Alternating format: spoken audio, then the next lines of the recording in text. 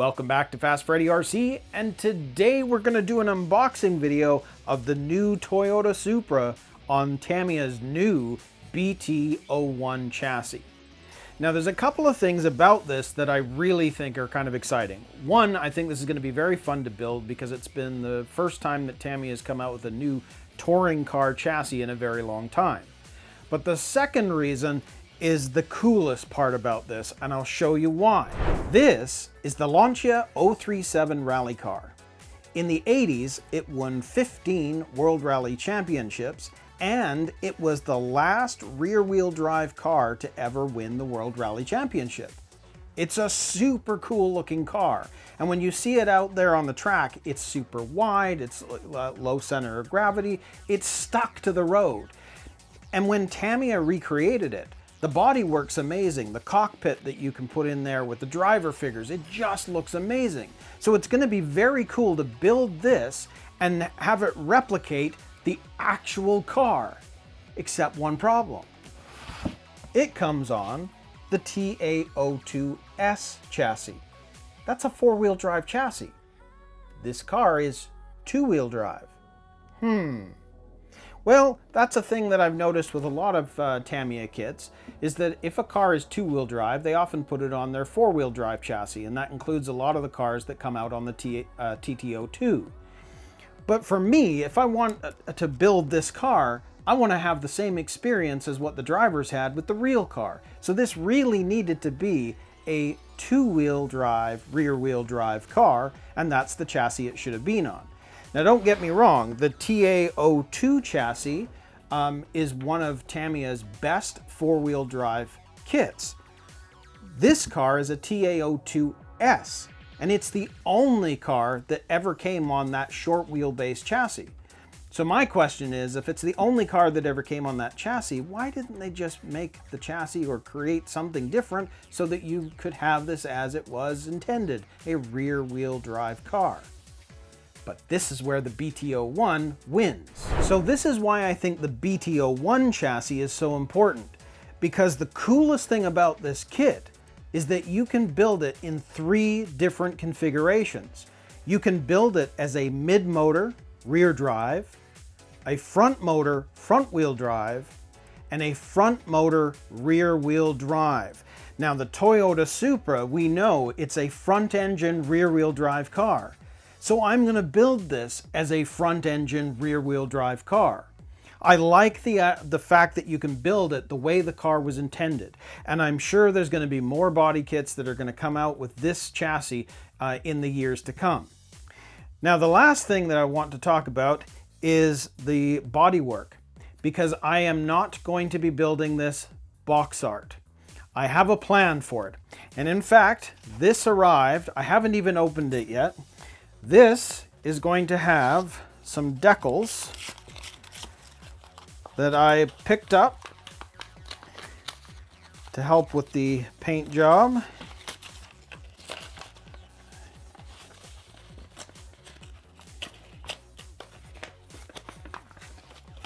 I haven't even seen this, so let's see what we got here.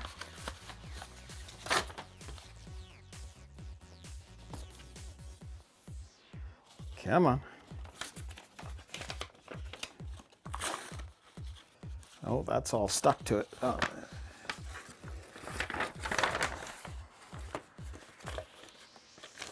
No, that's it. Yep. So, the finished bodywork for this kit is going to be another Fast and the Furious livery.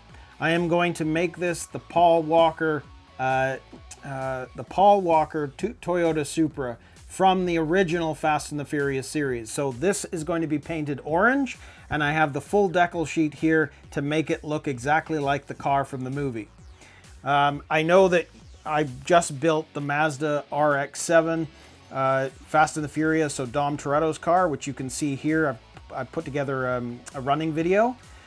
I'll be doing the same thing with this car, but I think it's going to be so cool in the orange, and now that these decals are here, I was really impressed with what he did for the red Mazda, so I decided to order another set of decals so I could build this one the same way. So I'm stoked. I think it's going to be super, super cool to see what this is going to turn out like once the decals are on and the color and everything else. But now it's going to be super cool to see what it's like to build this brand new chassis from Tamiya. So let's get to the unboxing. Okay, so let's take a look at what's inside the box. I've taken the plastic off just to make it a little bit easier. So,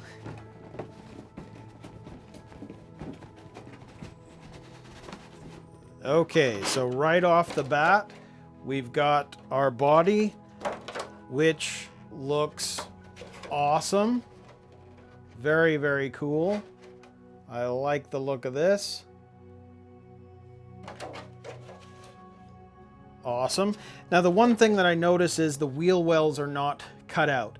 Now I don't know what the determining factor is, because a lot of times you open a kit and the wheel wells are cut out and then sometimes they're not. So this one isn't, so it's going to require a little bit more work, but overall that just looks awesome. Then we've got the wheels. So here are the wheels that are included in the kit. Very, very nice. Now I may change these out so that I can make it look more like Paul Walker's car, but I'll see what I can find. Then we have our radial tires, and they look pretty good too. Awesome. And this kit did come with the Hobbywing 1060, so we've got that, and I will be using this, I'm sure, in the kit. And then here we have it. Well, you can see we've got our wing, as we also have the light buckets for the front of the car as well, which you can see there. And they're not open. I don't think it's designed for lights in this car. It's just for looks, but we'll see as we go along. And then here we've got, I can see that there are some of the shock pieces here, some other mounts that might be for a battery door, etc. I can't really tell, but these are definitely shock pieces for when we get to that step. And we've got also some of our adjusters on these end pieces too. Very cool. And then this one, well, we can see that we've got our drive shafts, we've got our drive cups, and it looks, I mean, I think this is probably part of the drive shaft that you have going from the front to the rear, but who knows? We'll see. But I'm guessing that's a drive line. Interesting. Weird. Well, we'll see how it goes. Then we've got some other bits and pieces. We've got, oh, of course, because you see, because we can build this in any version. So these two extra manuals in the kit are designed so that depending on the configuration that you're planning on building the car in, you've got the instructions needed to do it. So this one here is your mid-motor rear drive or front motor front drive, and it's showing you the differences. And so inside here, it's basically going to show you how the kit needs to be built in order to get that configuration correct. Now, in our case, we are going to build this as a front motor rear drive system. So this complete separate instruction manual is what we're going to end up using in order to build the kit. Very, very cool. So you can see there's going to be some separate steps. So my build series for this is going to be a little different because we may have to work from one of these manuals along with using our main manual for the build as well. Very, very cool. And then of course you can see here, well, there are all of the decals that you could use, but like I said, I'm going to be changing a number of things. I may use the lights for sure, but other than that, I'm going to get this all painted up like Paul Walker's car. And we've got that aerial, little interesting spare parts notice, interesting. And then it looks like everything's on the underside, so we almost have a double container of goodies. So in here Well, let's see. I take a closer look. We've got, looks like we've got our arms, some body post mounts. That might be like a front bumper. Hard to tell. We'll certainly see as we go along. And on here, well, you can see here, this is a main piece.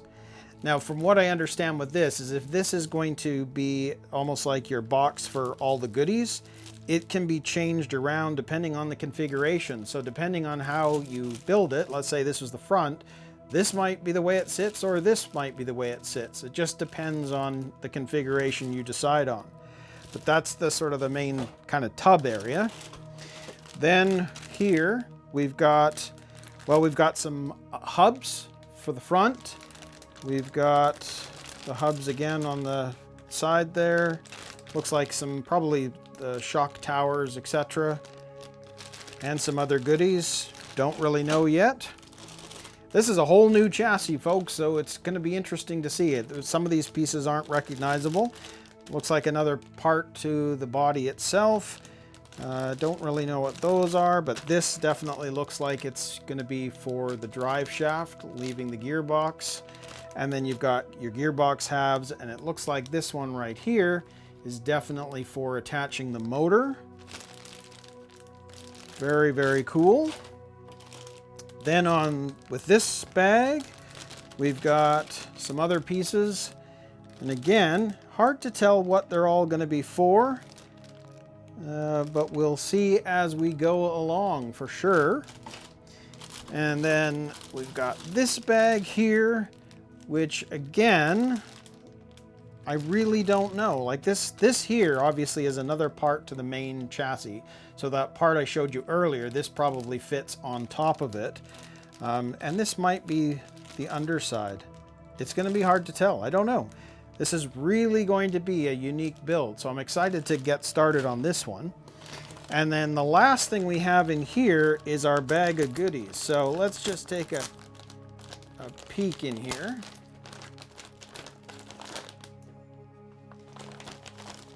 So this one here, we've got our bag A. So we've got, looks like we've got some foam tape, the motor mount, some grease. Be curious to know if this is enough grease for that kit.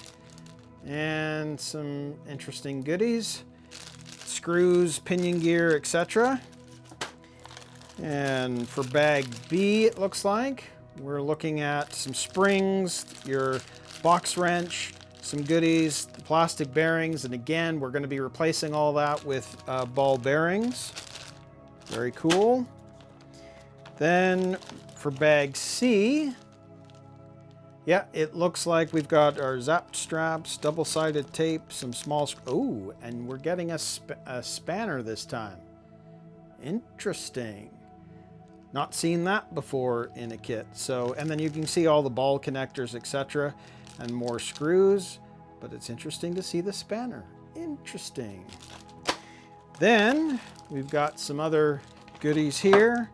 So it looks like this is to do with the servo saver. Interesting. And with this one, aha, well, here are all of the gears for the gearbox, differential. Yeah, and you can see the little bevel gears that are going to fit inside the differential right there. Very cool. And here we've got, well, this is another bag that's got some servo savers. So there's obviously some other pieces that we need off of this. You've also got the foam front bumper to protect the car and the body. And of course, we've got our standard silver can. This does not come with a torque tuned or sport tuned. It's just your regular silver can in the kit. And then we've got some body clips, double-sided tape. And then our last bag, you can see that there's a metal shaft in there, but notice that there are a couple of ball bearings included in the kit. Well, hold up. You know what? In actual fact, I'm only seeing one ball bearing included in the kit. So I'll be curious to know what and why that's there. Interesting. Well, it's also interesting that, to my mind, as much as it's a new kit, I'm not seeing a lot of parts. It doesn't seem like there's a lot of screws as much as I've seen in other kits. So I guess we'll see how this goes. Now here is our Toyota Supra manual. Very cool. And just out of curiosity, let's just see. I mean, we can see that, you know, the build itself, we're going to start off with the gearbox, mounting, chassis, differentials, etc. But what I'm looking for, stowing the cables. I mean, I love these manuals. I've said it before, but I'm not seeing the actual build difference here. And I wonder if at the beginning, MR, mid-rear motor. No, we might have to look at this when I actually start the build process, because I'm not seeing the third option in terms of how to build it, which might actually just be part of this manual. That's the way it's designed. Anyways, that's very, very cool. So there is the unboxing for this Toyota Supra on the BT-01 chassis. So please like, subscribe, make sure you get the notifications, because I am going to start this build pretty quick. I've been excited to get this one, and I'm super stoked to build this as Paul Walker's car from Fast and the Furious. So that is the unboxing. So we'll see you in another video.